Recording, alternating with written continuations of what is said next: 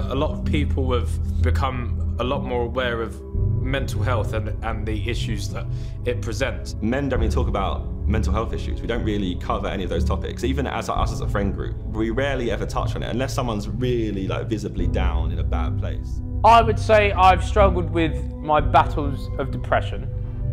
I would say, and people around me would say, yes, you've probably been awfully depressed at times. Just started my 20s, because that's where I was intoxicated and doing nothing with my life. I felt like I was just existing in a shell.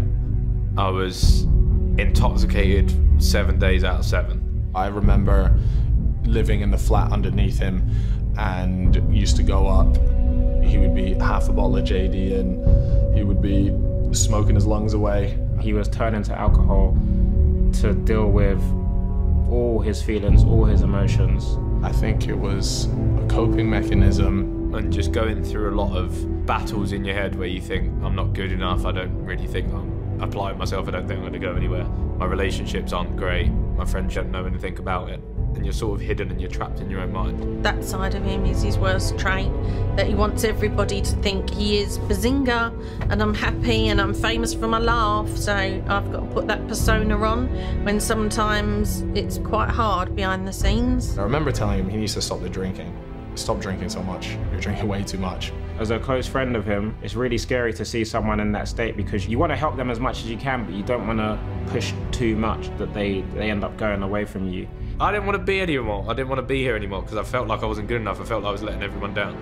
I felt like I was just a burden to absolutely everyone.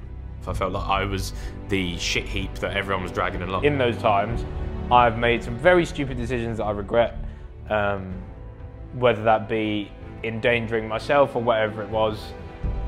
He was saying quite a few worrying things, he can't go on, and it was all getting too much, the pressure was too much and he was struggling.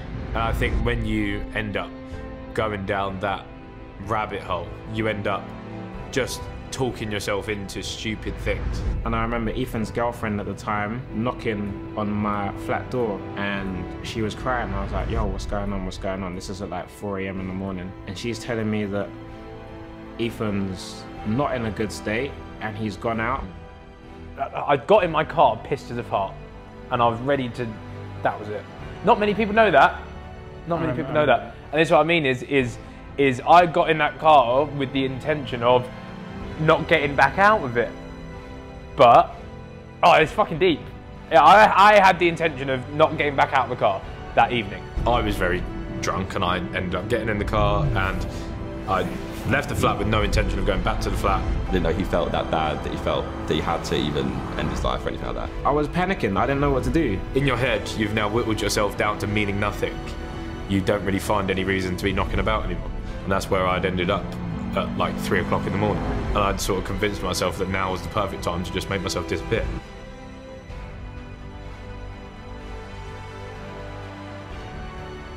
It's weird how the world works, but I just got to a point and I sort of pulled the car over and it just hit me. I was like, what are you doing, mate?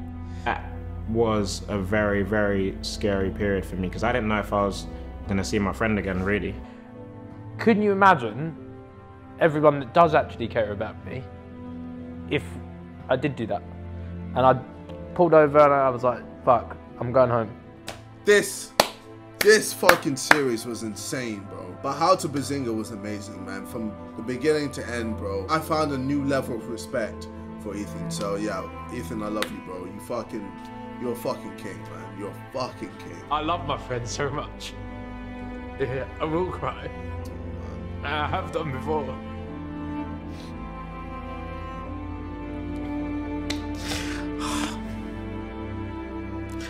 I love my friends. Nah, you're a king, bro. Nah, for real, you're a king, man. Boss man status right there. Ethan's a boss. I don't care what anyone says. Describe yourself in one word. There. Just there. That's so... That's sad. That's really sad. That's actually sad. Relax. That's really sad.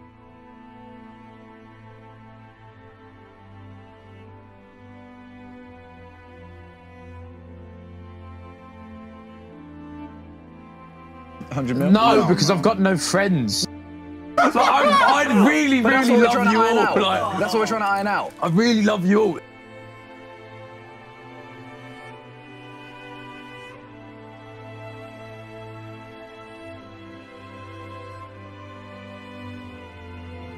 just fucking, everything can get better. It might even just be going out in the sun today or whatever. It might flip your whole shit around. Even you might be in the maddest situations where you're like, fuck this.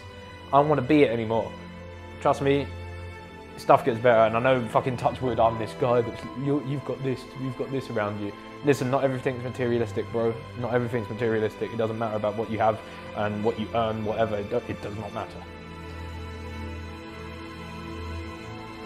Me and my mum are almost like an unbreakable bond. She's like my best friend rather than a mum. We go through everything together. Always have done. Probably always will. Ethan's my whole world. My absolute heartbeat. Without him, there is no heart. Not many people know, but I actually had Ethan on my own. So it was a very, very emotional day. One that I'll treasure forever. The real dad disappeared when I was conceived. It was very tough. Carrying him on my own and consciously having him on my own has driven me to always fight for every cause. She made that choice. It's the reason I'm sat here today. He's all I've got and I'm all he's got. This is a fucking sick picture as well. Oh my god, that's an amazing picture. How well done. Fucking, hey, brother, come here. I love this guy, man. Man's just come around and bought me a whole fucking way out, bro. I love this. You're amazing.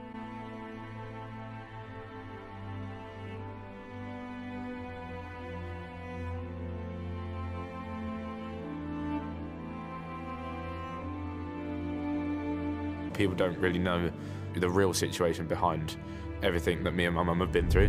We knew that his childhood wasn't great, you know, he would tell us stories. As a teenager, it became apparent to Ethan that he had been abandoned twice and realised that a lot of our life was a lie. We knew that his dad left home from an early age and that his mum was basically the mum and the dad. When Ethan was 6 months old, I met his fake dad, as he calls him. He was there till 13. It all went horribly downhill in that relationship due to drug addictions and debt that my mum tried supporting him through, to one day just go to the shops and not come back. And then with that, I found out that it wasn't my biological dad due to the divorce papers. It's a bit of a sensitive topic for him. I feel like there's probably some anger at the world, like why has this happened to me?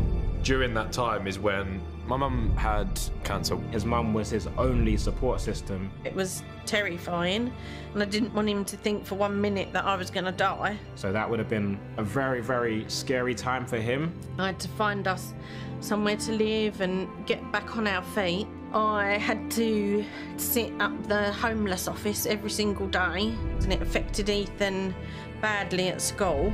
Ethan would be a bit destructive. Just school didn't work for him, he didn't fit. That was the time that I sort of went off the rails. It was sort of just a whirlwind at that time. I can barely imagine what it feels like, so I can't really put into words how he must feel. I had to take antidepressants and see therapists. Yeah, it's really emotional. You might have to stop. Everything she went through whilst I was at secondary school is a real merit to the type of woman she is. I think younger Ethan had a lot of emotional baggage, but I think nowadays I've turned all of that energy into now something positive.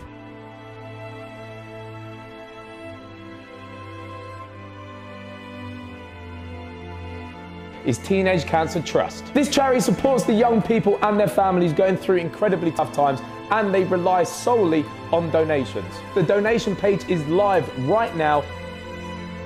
Who else we got? Lachlan Epis with £51 donation. Probably wouldn't be here without you and the Sidemen. Thanks for saving my life. Can you say thanks to Josh for me too? Of course, bro. Yeah, Josh.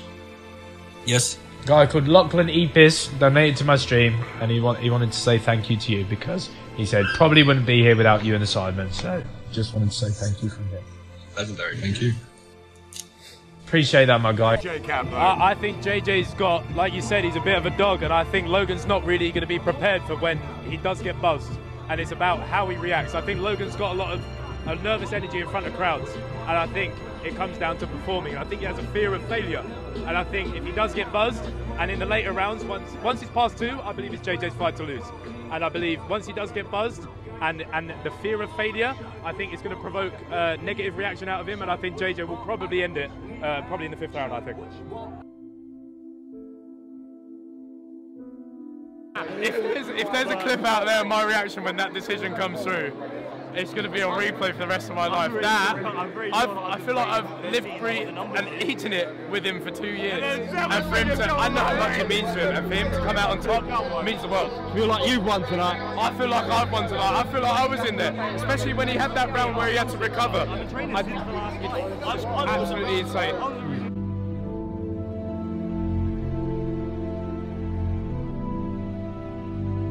I'm so sorry, I could not contain myself. I've seen absolutely everything that this guy's put into this. This means so much to him.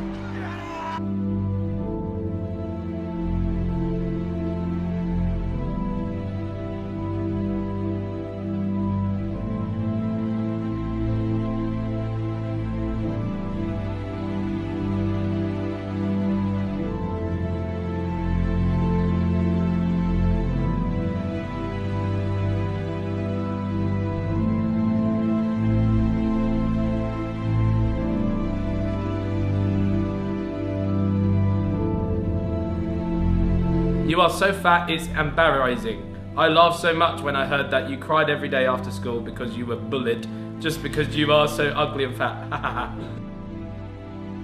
A lot of people say, how do you find motivation and stuff like that? It's sort of the same thing. You've got to really, you really do have to have that almost straight conversation with yourself. Like, I need to help myself here, even if it is going for a 20-minute walk. That's why I did my 30-day challenge. It was like, just be active for 20 minutes in the day, go for a walk, whatever it is. Yeah. It may seem like the world's hardest thing to go for a 20-minute walk or something like that, but as soon as you start putting these little tiny baby steps in progress, it just comes straight to your mind. Like, you feel a bit more motivated. You think, oh, I enjoyed that walk yesterday, let me go for another walk. Oh, I enjoyed that lunch, let me do that. And then you sort of build up this little foundation of these little bricks that you've put down, and you think, oh, I'm a little bit stronger now. All right, cool, yeah, bang. All right, let me put a bigger brick in place, bang. Yeah. You build this much healthier house, and that's here. And he's like, okay, I'm going to get in shape. I'm going to do this. I'm going to make something of myself. The sheer amount of weight he lost is ridiculous. His transformation has made him happier. His own self-worth has changed dramatically. As soon as he started seeing improvement, you could see his confidence went up. It is essentially like a landmark in his self-improvement. And this is the proof of that work. I can feel my legs spazzing. Ah! My groins, my hamstrings. Ah! At this point, the main thing for him is, how can I improve myself?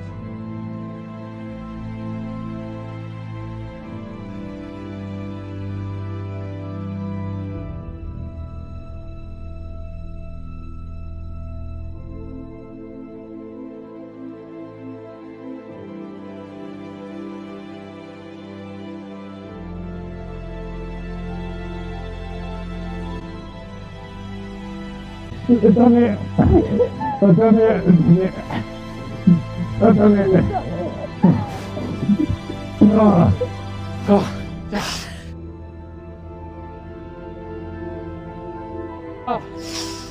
Done it.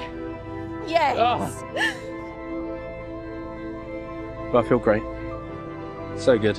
Did all this over the last 2 years, and then I put myself literally through the trenches to get a medal. The running and the achievement is almost like a self-validation. Even though I know I shouldn't doubt myself, I still do at times. Whereas now it's such an achievement, you sort of sit there and you think, don't doubt yourself again. Now it's time to just help people that have been in similar situations and try and push out a positive message and get people to make the right choices. The people that have watched this now, make a choice, make a decision, follow it through. It's all just taking like one step at a time. You can change your whole life around. He's bringing people along on his journey of finding himself and understanding himself and bettering himself every day. And it's inspiring really to watch as a friend, and I'm sure it's inspiring for a lot of viewers too. The 3 words that I would use to describe Ethan would be inspirational, exciting, and powerful.